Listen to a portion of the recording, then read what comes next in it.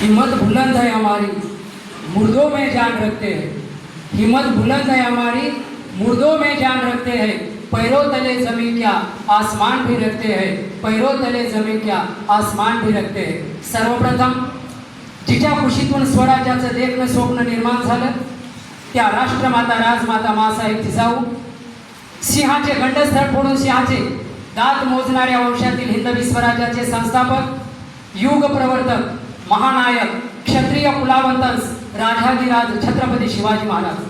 विद्येविना मती गेली, मतीविना नीती गेली, नीतीविना गती गेली, गतीविना वित्त गेले, वित्ताविना शूद्र खचले आणि हे सर्व आनंद एका अविद्येने केले असे सिंहगर्जना करून अज्ञानरूपी अंधकारात खितपत पडलेल्या भारतीय समाजाला शिक्षणरूपी स्वाभिमान मिळवून देणारे भारतीय अक्षरतज्ञ क्रांती सूर्य महात्मा ज्योतिबा फुले। शिक्षण हे वाघिणीचे दूध आहे, शिक्षण हे वाघिणीचे दूध आहे आणि जो कोणी प्राशन करेल तो गुरगुरल्याशिवाय राहणार नाही अशी गगनभेदी गर्जना करणारे भारतीय घटनेचे शिल्पकार विश्वरत्न भारतरत्न डॉक्टर बाबासाहेब आंबेडकर। बहुजनांना दलितांना आरक्षण मिळवून देऊन बहुजनांचा आरक्षणाचा प्रयत्न करून त्यांना सुधारण्याचा प्रयत्न करणारे राजश्री शाहू महाराज। पृथ्वी ही शेषाच्या मस्तकावर नसून, पृथ्वी ही शेषाच्या मस्तकावर नसून दलित कष्टकरी श्रमिकांच्या तळहातावर तरलेली आहे असा विज्ञानवादी विचार मांडणारे जगत विख्यात साहित्यिक साहित्य सम्राट लोकशाहीर अण्णाभाऊ साठे। या सर्व महापुरुषांच्या कार्यास माझं प्रथमतः त्रिवार अभिवादन।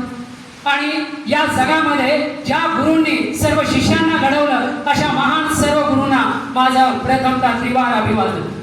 आज संपूर्ण भारतामध्ये गुरु पौर्णिमा अगदी आनंदाने आणि उत्साहाने साजरी केल्या जाते, कारण आज व्यास महर्षी ऋषी यांचा जन्म झालेला आहे आणि त्यांच्या जन्मतिथीला अनुसरून आज संपूर्ण भारतामध्ये गुरुपौर्णिमा अगदी आनंदाने आणि उत्साहाने साजरी केल्या जाते।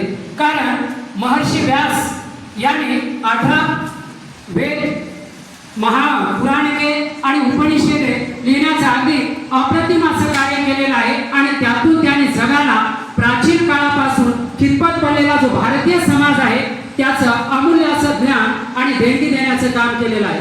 आणि त्यांच्या कार्यातून भारतीय समाज पुढे आणण्याचं किंवा भारतीय समाजामध्ये बदल करण्याचं, भारतीय समाज सुधारण्याचं एक अमूल्य कार्य महर्षी ऋषींनी केलेलं आहे। आणि त्यांच्या कार्याची आठवण, त्यांच्या कार्यापासून भारतीय समाजाला प्रेरणाने अगदी प्राचीन काळापासून ते आजपर्यंत आपल्या देशामध्ये महर्षी ऋषी यांच्या जन्मानिमित्त गुरुपौर्णिमा आज साजरी केली जाते। आणि आजच्या पौर्णिमेला गुरुपौर्णिमा, आषाढी पौर्णिमा किंवा याच पौर्णिमेला आपण गुरुच्या आठवणीचं प्रेरणास्थान म्हणून संपूर्ण भारतामध्ये आज ही पौर्णिमा सादर केल्या जाते। तर आजच्या दिनी आपण विद्यार्थी आहात आणि विद्यार्थी असल्या या नात्याने तुम्ही प्रत्येक गुरूंकडून जे तुमची आई आहे, वडील आहे, तुमच्या कुटुंबातील जे वयस्कर लोक आहेत, शाळेतील शिक्षक असतील, समाजातील तुम्हाला ज्ञान देणारे लोक असतील, हे सगळे तुमचे गुरु आहेत आणि त्यांच्याकडून एक चांगलं ज्ञान घेऊन समाजातील एक आदर्श नागरिक आणि भावी या देशाचा नागरिक घडण्याचा तुम्ही प्रयत्न करावा, एवढीच मी या ठिकाणी इच्छा व्यक्त करतो आणि माझे 2 शब्द संपवतो। जय हिंद।